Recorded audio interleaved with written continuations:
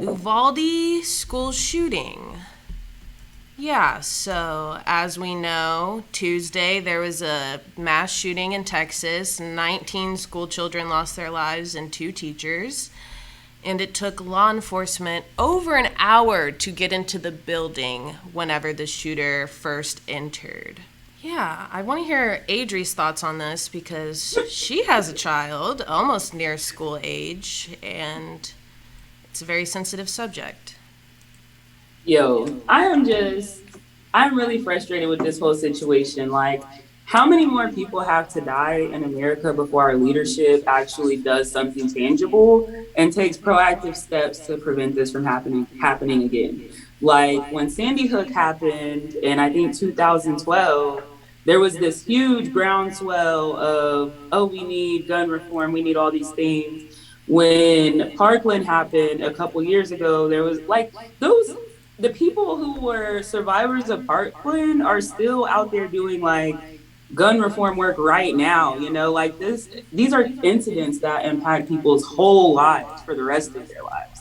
And the fact that like our leadership, like the governor of Texas comes out here and he's like, thoughts and prayers, and Yeah. literally he just took steps to make guns more accessible in Texas. And so it's like there's no justifying, there's thoughts and prayers are fine, but it's not going to do shit in the bigger scope of preventing more children from being murdered when all they're trying to do is learn.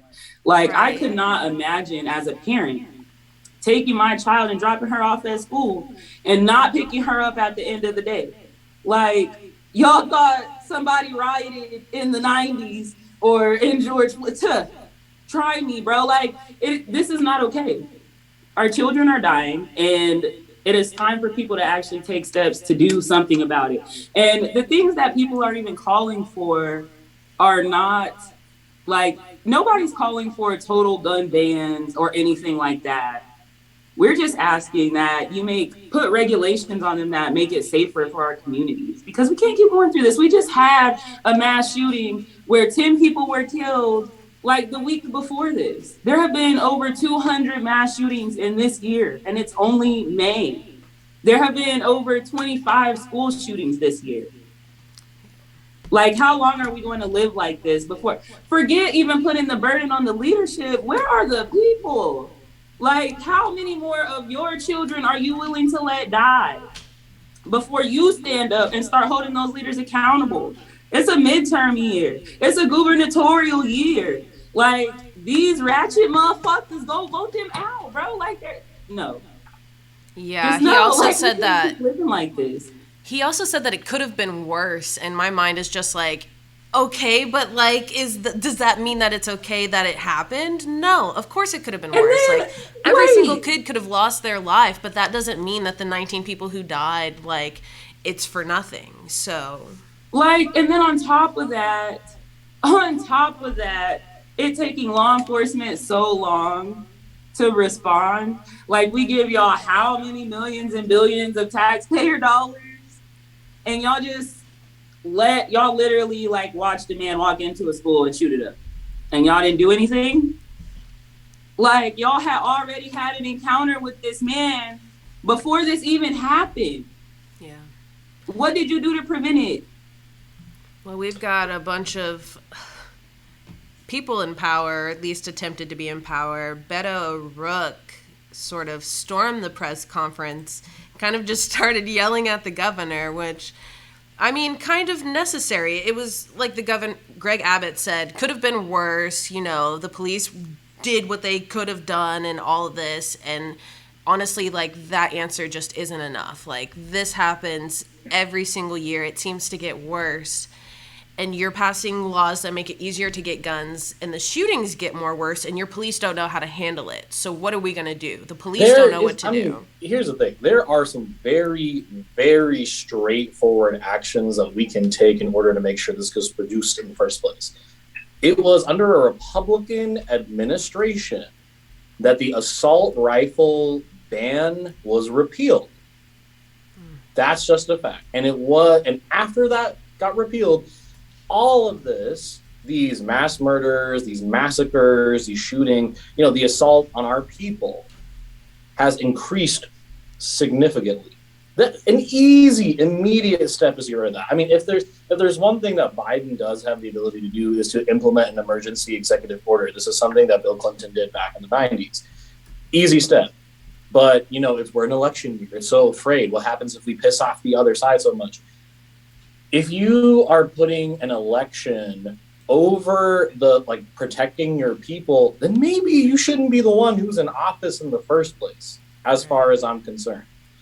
One life, not 19. One life is too many, right? To put an assault on one person is putting an assault on the entire community. And to be very honest, y'all, I'm really sick and tired of seeing martyrdom stories, the way that, these people are heroes. Yes, that teacher who's in there is a hero, not because of the fact that she died, but because she is in that classroom every single day raising your fucking future. Right. And now we have 19 people who don't have that future anymore. We have 19 families who don't know what the direction forward really looks like for them. Because the situation is this: they know that Texas, with their love of guns, and not even just Texas, is a symptom of a greater problem throughout the rest of the country. Our love of guns is keeping us from being able to protect our society. And you know what? As a black and brown, pairing right here, right? The conversation of guns in our community really is about protection. It's really about protection, right? The second that we see any form of gun regulation, and this is what happened with President Reagan back in the 80s, was because the Black Panthers were strapped up, right? Because we saw that white people were coming into our neighborhoods trying to murder us. And when we say white people, we really mean cops. What is the number one tool that cops use to murder people? A gun. And all this money that we throw at people, Oklahoma City is about to pass $300 million, right? $300 million for a police budget. That's how much some countries spend on their militaries altogether. And if we throw all this money at y'all for you to buy assault weapons, for you to fund your SWAT teams, well, clearly you're not doing your fucking job. Wait, right. Let's talk about the SWAT teams and y'all got all these motherfucking guns. If that was a 12-year-old black boy like Tamir Rice in the park, y'all would have shot him the fuck down. If that was a fucking low-level drug dealer selling dime bags on the corner, the SWAT team would have been raided his house. This motherfucker shot his grandma. Yeah. And then went and shot up the school. What were y'all doing? And that brings up a whole nother spiel about the biggest threat in this country being fucking domestic, or the biggest threat of domestic terrorism in this country is white supremacists. White supremacy. Fucking white men. And the FBI been said it, they know it. They ain't doing nothing to stop it though. And this is what we get. We get two 18-year-olds in 10 days shooting up 31 people total. 31 lives have been lost. 10 black people got killed grocery shopping. And speaking of that, one of the biggest arguments that came out was, what about their mental health? Okay, let's talk about mental health. Let's talk about these background checks then. Right. If mental health is your argument, let's talk about these background checks. Let's talk about some motherfucking assessments. Yeah. You want to talk about the mental health of these shooters and all that. Yeah, I believe it. Don't get me wrong, I believe it. So why isn't it that the government doesn't take actionable steps to help with the holistic wellness for people? Why is it that we're not putting money into social workers and counselors and therapists who can actually sit down with people when they're young? This guy who came and shot up a school, he was 18 years old? 18! That's a child, right? No, that is a grown man. It's a legal adult. If it was a black person that got killed by the police, they would be calling him a man, an 18-year-old man. It's just this is a white man who shot up a school. Come on now. I believe that I read that as something like 40% of Uvalde's city budget went to their police department either this year or last year. And it's if they have that amount of resources per their capita and they still weren't able to get this guy and handle the situation in under an hour, then how much money do you need to make that happen? Clearly it's not about you having the resources. It's about the let's see, mentality of police and the way that they choose to handle situations, because they choose to handle situations and they choose not to. And that, for me, it's like, how do you get to decide who's worth saving and who's not? How are you going to take an oath to protect and serve, but you're too scared to go in and handle an active shooter situation? And it's just like, yeah. You know, and it's just like when shit like this happens and you see people around the country crying to defund the police or reinvest in your community or whatever the slogan may be that, you know, you want to use, the most palatable one. This is what we're talking about. Like, if you invest in, you know, violence intervention and you invest in mental health resources instead of the Oklahoma County Jail being our biggest mental health facility, we could have mental health resources. Yeah. You know, we could, bro, there's so much that could be done that's being done even in like Colorado, right? They're doing a lot and their crime rates are dropping. But you see places like this where we have some of the loosest gun laws, places like Texas where they have some of the loosest gun laws. They have some of the most mentally ill, some of the poorest, most miserable people who really need resources.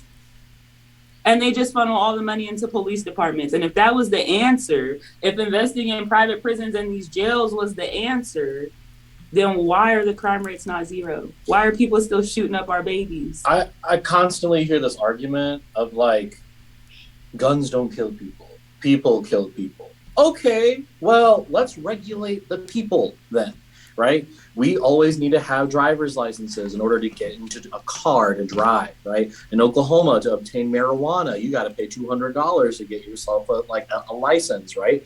You don't have to do that for a gun. Here, you don't have to go through training for a gun. I want to play a clip of Secretary Ryan Walters talking about the shooting. Governor Stitt brought it up yesterday in his press conference, but only whenever he was asked specifically by a member of the press. And he kind of started it off with, in Oklahoma, we're going to, you know, value the lives of mother and the baby, and then it kind of segued into the shooting situation and, you know, kind of the weirdness around, like, passing all this anti-abortion legislation while there's children literally being murdered while they're already alive in Texas. But this is what Secretary Walters had to say about it. The shooting yesterday in the Texas school is a tragedy that it's hard to find words to describe. My heart absolutely breaks for the parents of those kids that sent their kids to school. Expecting there to be and them to be there, at the end of the day and drop back off by the bus. It's a tragedy that no parent should have to face. My heart breaks for the teachers that lost their lives.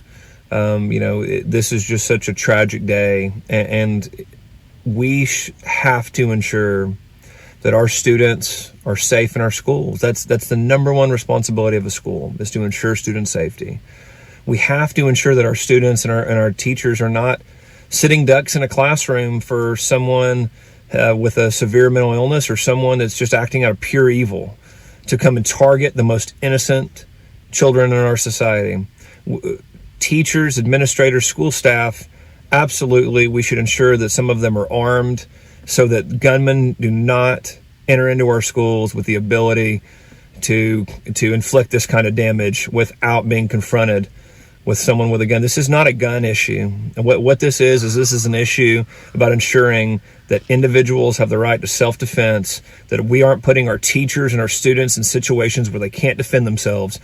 Gunmen should know that they will not be able to enter our schools, that we will have armed support at our schools, and that is crucial to ensure student safety in every school. So how are you going to say guns are not the issue when if the gun didn't exist, this situation probably wouldn't have happened? Gun control is a real issue in this country. You know what isn't a real issue? Trans kids going to the bathroom, the Save Women's Sports Act, trans men trying to play sports, or trans women trying to play sports. Like, those aren't issues that are killing our children. It's freaking guns.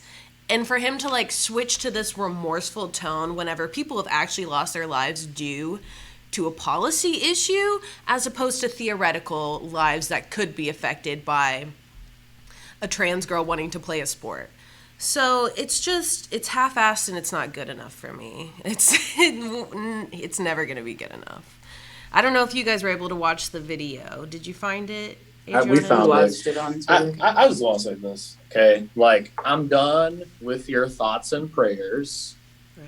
I am done being on my knees asking God to solve this for me because the answers are right in fucking front of me. Oh my gosh. Yeah. I'm tired. Like we already have the answer. He's like God gave you the answer. Figure it out. Okay. Mental health issues. You don't even fund mental health programs. You don't even fund the Department of Health and Human Services even adequately enough. You put an anti-bullying piece of legislation back in 2017, and you don't even want to properly fund that. Now social workers aren't even in OKCPS anymore. Try again.